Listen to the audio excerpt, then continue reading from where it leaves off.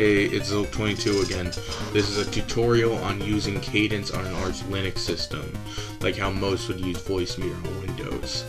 Now if you're like me, how you'd use voicemeeter would be to take your desktop audio and funnel it out to a virtual mic and mix it with your real mic, so you can easily share your screen without audio sharing shenanigans on your chat apps of choice and streaming software.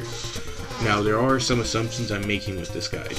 1. You use a desktop environment and applications focused on supporting pulse audio and not much else. If you don't know what audio system you're using, it's probably pulse audio.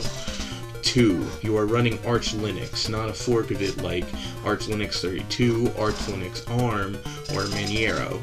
I wouldn't be surprised if this guide worked completely on any of these forks, but I haven't tried anything. You might have to do some fiddling of your own to get this to work on those systems, and I completely encourage that. 3. You use Pacman to manage your packages and not a GUI like PAMAC. And 4. You use wired or USB headphones. As far as I know, Pulse Audio's Bluetooth extension will not work with Cadence or Jack. With that out of the way, let's get into it. So the first thing you'll need to do is open a terminal and install real-time privileges, Jack 2, and Cadence. And I'm going to not do this step because I've already done it. Once you're installed, you'll see the warning, the real-time group has been created. Add your user to it and re-log in to use real-time privileges.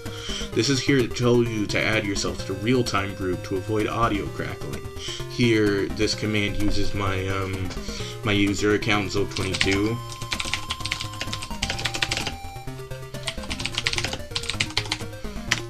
And you'll want to do that. Replace the part that says Zolt22 with your username, obviously, and after logging out and back in, you can start Cadence. This is what Cadence looks like. So you want to go to System and make sure Jack is started and Auto Start Jack is checked, just like this. And select the Pulse Audio tab and make sure it's started and auto starting at login. Now click the configure button under Jack status and make sure the input and output device are set to your mic's input and your headphones or speakers. And something you should remember is that if you ever get crackling with Jack started, make sure to up this buffer size. It's usually not possible to get crackling if you add yourself to a real-time group, but if you're lazy like me, you can just increase the buffer size to avoid adding yourself to a real-time group and logging out. Now that Jack itself is set up properly, just press OK. And now you can go to Tools and get into Acacia. This program is basically the voicemeeter equivalent here.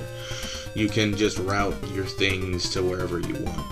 I'm not completely sure how to change the volume of these, but for me it's just good enough to wire the sync to the source and also wire my mic to the source. Make sure it looks something like this, and if it does, then you're pretty much all set up. That's all you need to know.